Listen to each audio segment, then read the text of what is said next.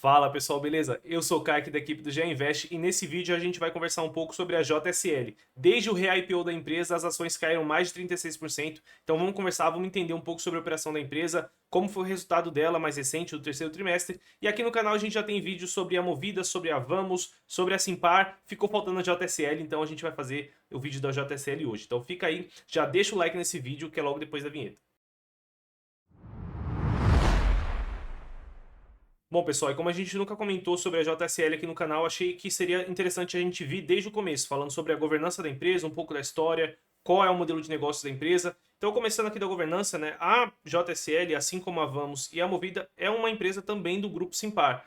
Houve uma reestruturação ali, uma reorganização societária em 2020, a empresa fez um novo IPO e desde então 72% do capital da JSL é detido, né, é controlado pela Simpar, sendo 22% aqui no mercado free float para investidores comuns.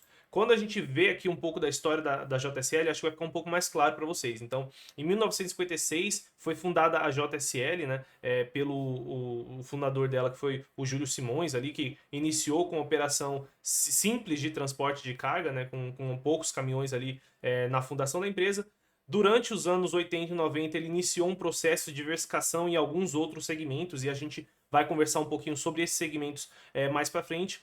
No ano de 2001, a empresa atingiu ali o nível de líder de mercado, tá? Apesar de ser um mercado muito pulverizado, para vocês terem ideia, a JSL é a maior transportadora, empresa de logística do Brasil, mas mesmo assim ela tem menos de 2% do market share, então é muito pulverizado aqui no Brasil. Mas é interessante de ver que ela mantém a liderança desde o início dos anos 2000 e a gente já passou por diversas crises, impeachments, inflação alta, e desde então a empresa tem conseguido manter a liderança, tendo rentabilidade na maioria dos anos desde então.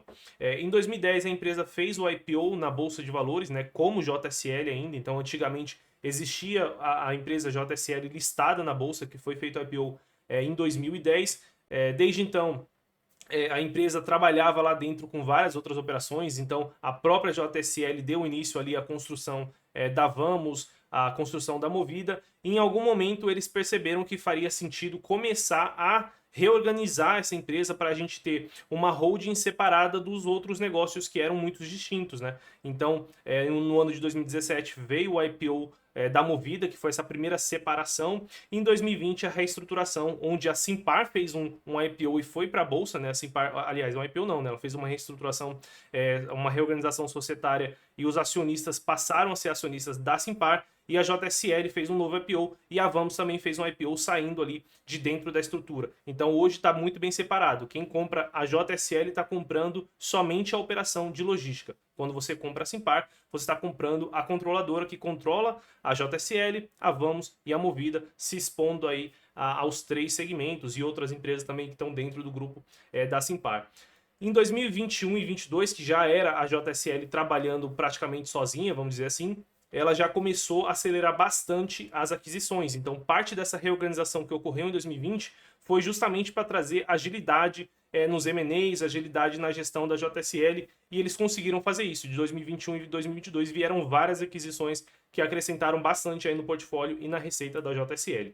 Falando um pouquinho sobre a atuação aqui da JSL, então, como eu falei, a maior empresa de transporte e logística do Brasil, atuando em 7 países. A maior parte da receita vem sim do Brasil, mas é muito comum empresas muito grandes de logística conseguirem cruzar aqui a fronteira, né, fazer entregas ali na Argentina, no Chile, no Uruguai. Então ela conseguiu fazer ali transportes na América do Sul e conseguiu até ter contrato já na África do Sul. Então a empresa tem conseguido crescer de forma diversificada fora do Brasil. Falando também aqui, continuando falando sobre a JSL, é uma empresa que tem mais de 28 mil pessoas trabalhando com ela hoje, mais de 17 mil ativos operacionais que são delas, principalmente caminhões, fora outros 50 mil caminhoneiros que são cadastrados e conseguem trabalhar de uma forma de parceria junto com a JSL. São mais de 1.300 clientes, então ela é muito diversificada e a gente vai falar um pouco mais sobre esses clientes e a diversificação dos setores que ela atua mais para frente. Quando a gente fala de geração de valor, ela tem conseguido crescer bastante, tá? Então, ela teve um aumento de novos contratos somente em 2022, numa cifra de 2,7 bilhões de reais, principalmente por conta das aquisições. Então, ela traz aquisições para dentro do guarda-chuva dela e começa a aumentar os contratos, né? Muitas vezes os clientes, ela consegue fazer um cross-sell ali, vender um serviço de uma linha de negócio dela para um outro cliente que às vezes consumia de uma das empresas que ela adquiriu. Então essa tem sido a estratégia de crescimento da JSL. A empresa tem tido margens operacionais resilientes, que é muito difícil no setor. Operar o setor logístico no Brasil é muito difícil. A gente tem aqui problemas muito sérios de estrada, de manutenção, de roubo de carga. O combustível subiu bastante nos últimos anos. Então, ela ter conseguido se manter com margens estáveis aí, até um pouquinho abaixo da média, mas estáveis, é um feito e tanto. Quando a gente fala das aquisições, como eu falei para vocês, tem feito bastante aquisições, né? A gente vê aqui, vou falar um pouco mais para frente, por isso que eu não vou focar tanto aqui, mas a empresa fez aquisições bem relevantes e bem importantes para a companhia nos últimos anos, principalmente desde a separação ali da Simpar, e ela tem conseguido trazer essas aquisições de forma a agregar novos setores e novos clientes para elas, como a gente vai ver mais para frente. Falando aqui um pouco do modelo de negócio da JSL, tá? Ela tem basicamente 4 serviços diferentes que ela consegue prestar dentro do setor inteiro de transporte e logística. Ela tem as operações dedicadas, que é mais ou menos 40% da receita dela. Basicamente é aquele serviço super personalizado, então ela consegue fazer tudo que o cliente deseja que ela faça. Então, muitas vezes são clientes gigantes, como a Vale, a Petrobras, a Ambev, a Suzano, que precisam que tenham ali caminhões dedicados a ficar aos postos ali, sempre que precisar, para fazer ali a colheita de algum material, de uma matéria-prima, levar para uma outra base, alguma indústria que seja. Então, são operações muito mais personificadas, são caminhões diferentes, né, são horários diferentes, é um atendimento totalmente personalizado, é onde está a melhor margem aqui da JSL.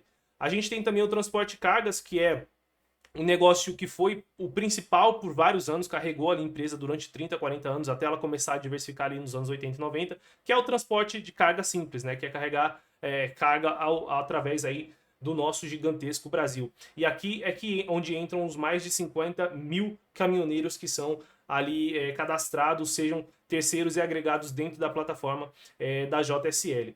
Esse segmento aqui também representa cerca de 40% da receita da empresa. E aí a gente tem o restante dos 20% sendo divididos entre a armazenagem, são vários galpões que a JSL tem, onde ela pode fazer armazenagens de várias formas, também um serviço bem personalizado. Então ela tem armazenagem resfriada, armazenagem congelada, armazenagem a seco. Então ela tem um serviço de armazenagem muito complexo que ela consegue oferecer para os clientes, e aqui principalmente entre os clientes de logística, né? A gente vê que o last mile aí, que é essa última milha entre a empresa de logística vendedora, né? A empresa do varejo ali, vendedora até a casa do cliente, está cada vez mais importante de prestar atenção nisso, e a armazenagem é um passo importante disso, e a JSL oferece esse serviço. E a gente tem a distribuição urbana, que é a entrega justamente do last mile, que é levar do varejo para a casa do cliente, ou trazer da casa do cliente, levar de volta para o varejo. Todo esse serviço que atende muito o e-commerce e o varejo aqui no Brasil, a JSL também está incluída nesse segmento. E falando aqui na diversificação de receitas da empresa, ela tem uma boa diversificação aqui de setores da economia real, né? Setores muito interessantes, nenhum aqui muito concentrado. Então ela atua em papel e celulose, alimentos e bebidas, siderurgia e mineração, bens de consumo e automotivo, fora outros, né, que está aqui com 19%. Então a empresa bem diversificada. Quando a gente olha aqui, os clientes da JSL são empresas aí realmente gigantescas, né, como a Ambev, a Suzano, a Natura, a Vale, a Gerdau, empresas que ela tem aí contratos de 20 anos, 65 anos, 25, 24 anos, 47 anos aqui com a Unilever. Então esses clientes muito dificilmente vão trocar o serviço da JSL por alguma outra concorrente, né? Então imagina lá a Suzano, que atua e já tem relacionamento com a JSL há 65 anos, sabendo que entrega um bom serviço, se eles vão arriscar com uma segunda, talvez por pagar ali 1, 2, 3, 4, 5% a menos no contrato. Então a JSL tem essa vantagem de ter esses clientes, essa clientela, por muito tempo fiel aos serviços dela. E agora falando um pouco sobre as aquisições recentes, que eu falei para vocês que eu ia falar um pouco mais para frente no vídeo, a JSL, né, na verdade a Simpar, ela é a empresa do grupo responsável por organizar os M&As, né, organizar as aquisições. Então foram várias aquisições dentro dos últimos 2 anos, aí, basicamente desde o novo IPO da JSL. Então a aquisição da Transmoreno, da Fadel, da transportadora Rodomeu, da TPC, da Marvel e da Truckpad. Foram várias aquisições que ela fez, e essas aquisições não simplesmente somaram na receita da JSL. Isso é muito bom, mas se fosse simplesmente para crescer receita, a JSL poderia simplesmente comprar mais caminhões, né? Aumentar ali a frota dela e aumentar a receita dela. Mas essas aquisições trazem também potenciais de cross-sell, né? Ou seja, aquilo que eu falei para vocês, um cliente que compra um serviço da JSL vai poder agora comprar um serviço também que era oferecido antes pela TPC ou pela Truckpad ou pela Marvel, e assim ela consegue fazer esse cross-sell. Ela traz também novos clientes, que isso aqui é muito importante. Então, quando ela fez a aquisição lá, por exemplo, da Transmoreno, ela trouxe a Renault e a Nissan, que talvez ela não teria conseguido acessar, né? Justamente porque as empresas muitas vezes têm contratos de anos de confiança e ela não vai trocar de fornecedor assim sem um bom motivo. Então, às vezes é muito mais fácil a JSL ir lá e comprar aquele fornecedor que ela ganha de bônus os clientes que vem dentro ali, a carteira de clientes. Então, foram várias aquisições que têm colocado a JSL num novo patamar de resultado, que é o que a gente vai ver mais para frente. Já entrando um pouquinho aqui nos resultados da JSL, ela saiu de uma receita bruta lá do terceiro trimestre de 2021 de 1,4 bilhão e chegou agora em 1,8 bilhão no terceiro trimestre de 2022, um crescimento total aqui, considerando as adquiridas e a operação da JSL de 32%. Quando a gente olha somente o crescimento orgânico da JSL, já foi um crescimento bem interessante, lembrando que foi um período bem desafiador do Brasil, né? Um período de aumento de taxa de juros, de queda de consumo, de aumento de inflação, tudo isso prejudica bastante ali algumas partes do modelo de negócio da JSL, principalmente a parte de bens de consumo, como a gente vê aqui, né, quando a gente olha o crescimento dos setores, a maioria dos setores cresceu, mas bens e consumo acabou caindo nesse período, então ela conseguiu crescer de forma orgânica de uma forma bem interessante, mas mais interessante ainda foi o crescimento que ela teve nas adquiridas. Então a JSL conseguiu fazer aquisições de empresas que crescem até num ritmo mais forte do que ela. Então a gente vê aqui o crescimento das empresas que ela adquiriu, empresas com crescimento realmente bem forte, né? A gente vê aqui a Marvel, a Transmoreno crescendo aqui quase 100% ano contra ano, um crescimento bem forte. Entrando um pouquinho agora nos resultados mesmo, no terceiro trimestre de 2022, a gente vê que a empresa saiu de uma receita líquida de 1,7 bilhão para 1,6 bilhão, crescimento de 38%, muito linha ali com a receita bruta, bem parecido.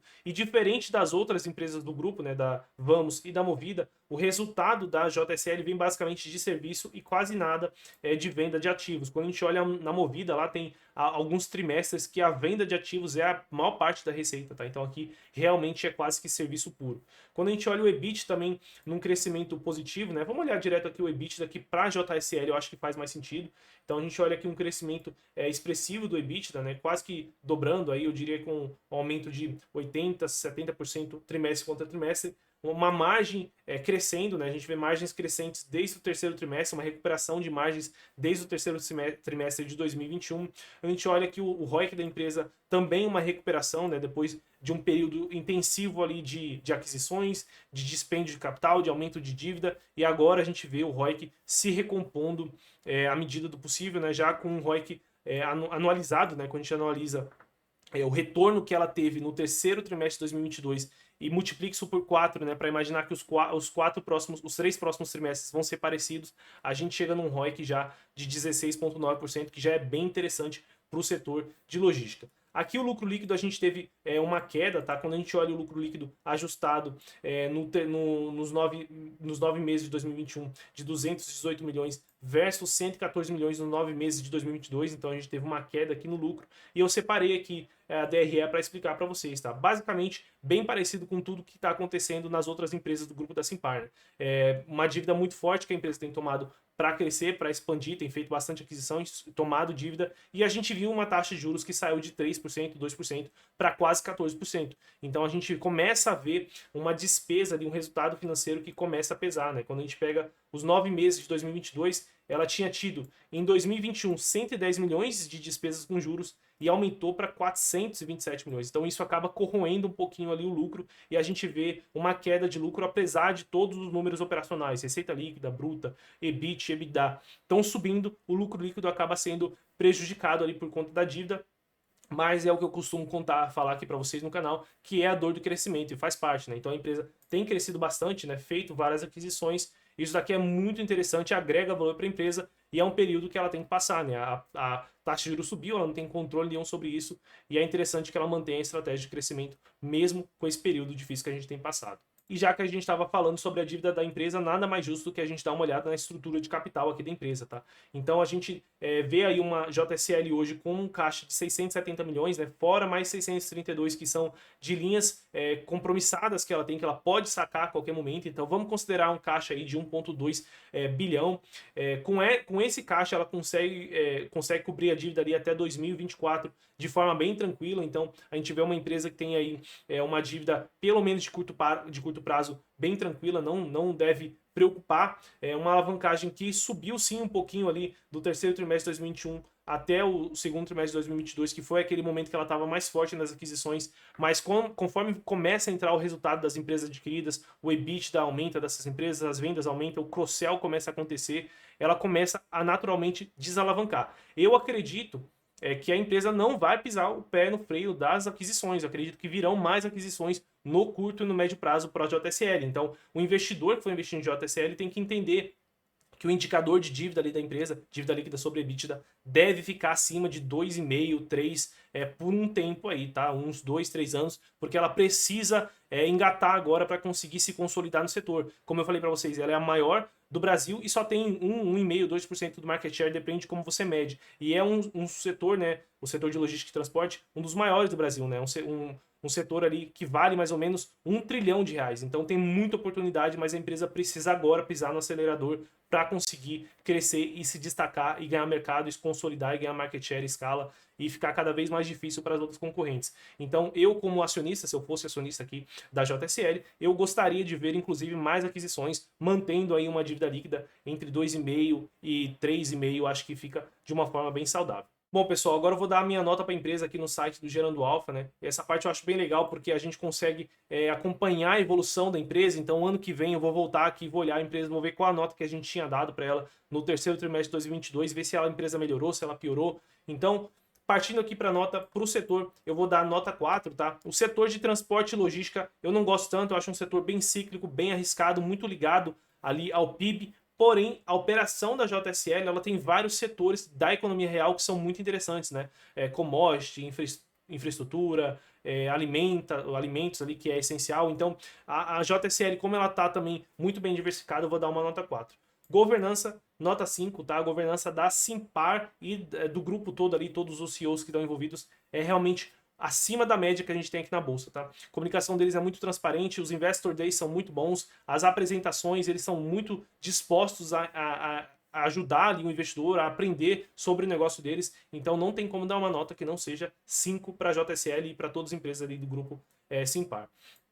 E nota para a empresa eu vou dar uma nota 7, tá? A JSL é sim uma empresa boa, ela passou por momentos difíceis ali em 2015, 16, 17, 18, principalmente com a construção da Movida e da Vamos, que estavam dentro do resultado da JSL, machucando um pouquinho o resultado da empresa. É um segmento um pouquinho mais difícil de ter um crescimento sustentável no longo prazo, né?